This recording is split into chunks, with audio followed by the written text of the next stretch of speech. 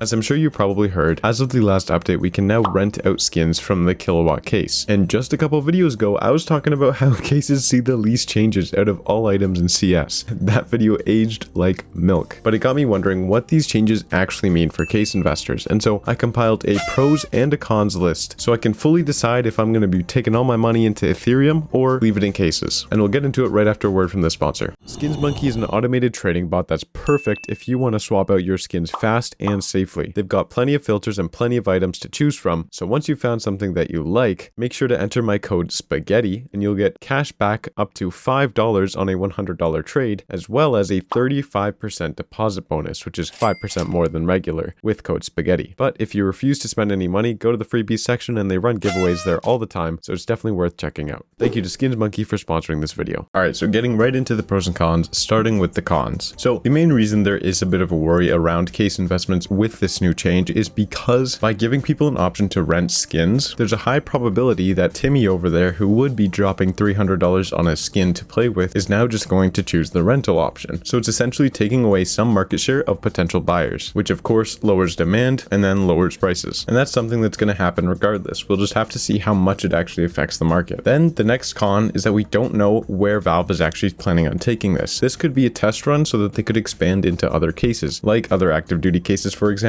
or even, albeit unlikely, some rare cases. And so it leaves some of our future uncertain, which obviously is not great when you're investing. But I will say, up until now, Valve has kind of perfected the strategy of just not touching the market and letting it grow, which actually leads me into the pros of having this option. And so the first one, I briefly talked about it in my previous video, but this will actually be most likely increasing case sales, depending on the popularity, because it still takes a case and takes a key to be able to rent these skins. And so it'll be decreasing case supply, which has a good chance to counteract the loss in market share and possibly even make case prices rise. The only thing it doesn't really help is skin investors, all three of you, because now if someone really wants this high tier skin, if they're not knowledgeable in trading, they'll most likely be saving money because they're avoiding the transaction fees. Now for the second positive thing, it's really for the overall health of the game, not necessarily for investors, but by virtue of the game succeeding, investors do as well, at least for now. And so it's simply that this allows Valve to continue to monetize despite any country's unboxing law restrictions, which provides more security for the revenue of the game, which provides more security that Valve will continue to update it and not throw it to the side and shift all their attention to something like their new leaked game, Deadlocked, or whatever it's called. Then we're just going to be getting a rerun of TF2, and the updates for that game are real rough. It's pretty bad. So now for the conclusion, what does it all mean? Obviously, the main worry is still that it's taking away players that would have potentially bought skins to now rent, and that desire that some players had to just use skins in game and not to make money off of them is really what's keeping the whole market afloat. And so in my opinion, it really depends on the future of what Valve continues to do, because if they keep the system where it's only active duty case or only the newest case that has rental options, I can't see the market taking too much of a hit, because active duty cases and skins are overall such a small percentage of the demand for CS2 items. But if they end up releasing this option for some rare cases, I might say we're kind of screwed. And if that happens, I'll most likely be taking a good amount of my money out of the CS2 market, and I'll definitely let you know when that happens. Otherwise, subscribe so you don't miss it. That's a pretty crazy transition. That's all though. Bye bye.